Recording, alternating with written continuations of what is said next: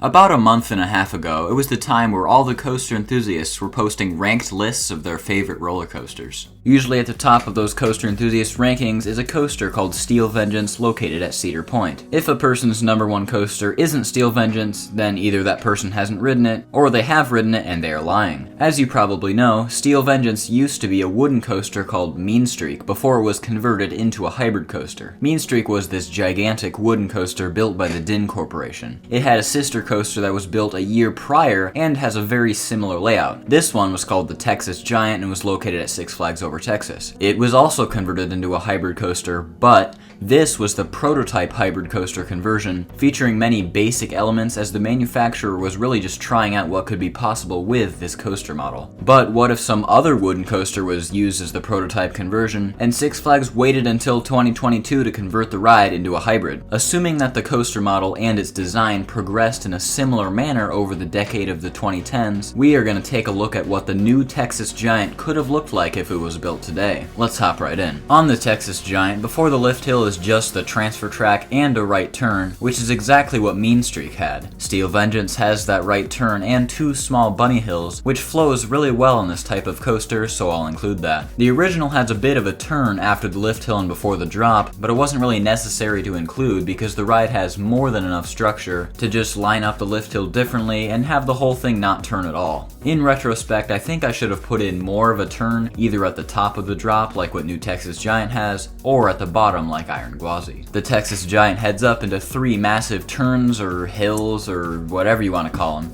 It's the same thing that Mean Streak had after the drop, which are elements that are now known as some of the best airtime moments in the world after RMC got a hold of them. After the drop, I put in a small step up similar to New Texas Giant, but it's more low to the ground like the step up before the first inversion on Steel Vengeance. After this is a massive outer banked airtime hill, obviously inspired by the same element on Steel Vengeance, but taken in the opposite direction like the one on Air Force 1. The next element is this large double down that would feel very similar to the double down off the first turnaround on Hakugei. It can't be too drawn out, so the space between the two airtime moments is much shorter than usual, so the second airtime moment starts out at a steeper angle than other double downs, so it would likely be very intense. The entrance is somewhat inspired by the off-axis hill on Orion, where you start turning upwards before being yanked down into a great moment of airtime, but of course the shaping on the element is much different. After this is a turn upwards into an intense death roll, giving back row riders strong ejector airtime as they are yanked through this spectacular inversion. The Texas Giant heads right up into its mid-course brake run, so I figured I would have a similar brake run entrance to what Steel Vengeance has, with a double up into the brake run. The death roll takes up a lot of space, so it would need to go directly into the first step up in order to have enough room to fit this in, with the Texas Giant support structure. Because of this, the banking does not completely level out, as the train heads directly into the step up. After this, the train goes through a tight left turn and right into the mid-course brake run, giving riders their only moment to catch their breath. The Texas Giant turns off the brake run and heads over two forceless hills, leading back to the lift hill, and then through a long helix that wraps around a part of the lift hill. Back to the RMC, the train is slowed down a tiny bit before turning left into a steep drop off the mid-course. I was surprised at how steep I was able to make this drop, while still producing only negative 1.1 Gs in the back row of the train. The drop is followed by a powerful step up that leads into a 0G roll. The roll was heavily inspired by the first 0G roll on Hakugei, and I'm really pleased at how smoothly this element came out, considering I built this entire coaster using geometric sections instead of force sections in FED. This roll leads into yet another Hakugei inspired element, being the double wave turn. The shaping does have a more similar feel to the wave turn on Steel Vengeance, due to how this element needs to turn the train around close to 270 degrees instead of turning it just over 90 degrees like on Hakugei. The train does not follow the path of the helix, instead using it as a single turnaround and progressing into the next element. Going around twice would use up way too much speed, and speed and momentum are very important when RMCing a layout as long as this. The Texas Giant exits the helix and heads into a variation of hills and turns all the way back to the final brakes, a finale very similar to Mean Streak, and a structure that can be utilized in a similar manner. The train heads into a double up where the second airtime moment is off axis, somewhat inspired by the second hill on the trick track double ups on Twisted Timbers and Storm Chaser. The shaping on this element also came out really well, feeling very RMC-like. The airtime appears to be way too strong, but it is a solid negative 1.1 Gs ease, which is your standard powerful RMC airtime. After this is a very strong camelback, similar to the ones on Twisted Timbers and Storm Chaser. One more speed hill leads the train under the structure and into one of the toughest elements on the ride to create. I kinda hit a roadblock here as the track wasn't coming from the correct direction and angle to execute the S-hill that leads Steel Vengeance under its structure, and also I'm awful at making those small RMC overbank turns, so I tried to make an element with a similar path, but turn it into some sort of zero G-roll because an inversion would flow well with the ride's previous elements. This actually ended up working as the track rolls in the opposite direction as it's turning, which results in some off-axis ejector airtime for front row riders on the entrance to this element. Now, the train is completely under the structure. I wanted to do some sort of off-axis hill here, but that would be weird because I was planning on having an off-axis hill to lead the train out from under the structure. I could have done some sort of trick track double up, but that would be too similar to the element earlier in the ride.